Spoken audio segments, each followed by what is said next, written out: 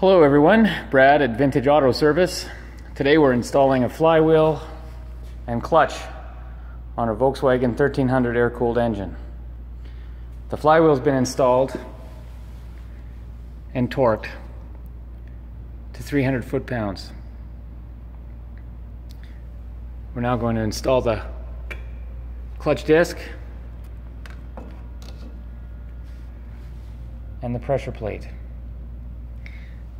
The clutch disc has been lightly lubricated on the splines. Very important to use the right kind of grease for this, as you don't want to contaminate your clutch when it's breaking in. I'm going to add a very small drop of red Loctite to each flywheel bolt. Now, before you torque these flywheel bolts, pressure plate bolts, there are 6 of them here. Another one here, 3 more on the other side. Very important that you use your clutch disc alignment tool to center the clutch disc inside the pressure plate and flywheel assembly. It should slide in easily in any position all the way into the pinion bearing. This way, when you install the engine on the transmission, or in this case transaxle, the assembly will slide together with very little effort. Next, we will torque each of the pressure plate bolts to 25 foot-pounds.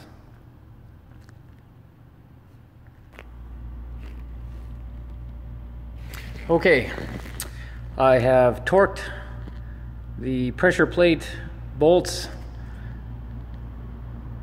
to 25 foot-pounds, and you can see that the clutch disc is well centered.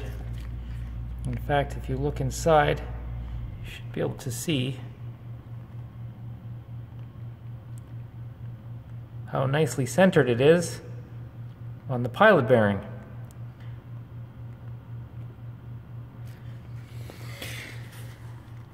The engine is now ready to install back in the car.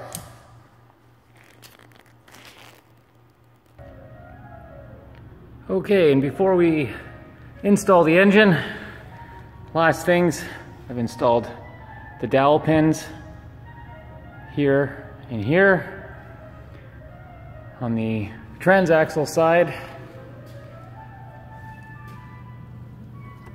I have prepped the upper mounting bolt so it's ready to slide in easily when the engine and transaxle meet.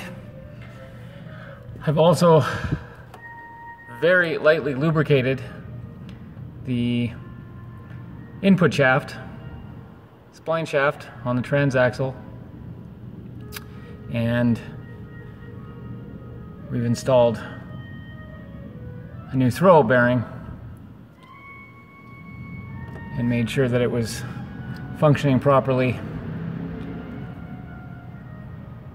and that the holding clips are installed correctly. Now it's time to install the engine.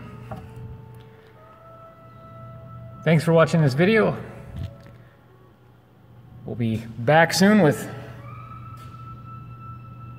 more from Vintage Auto Service. Thank you.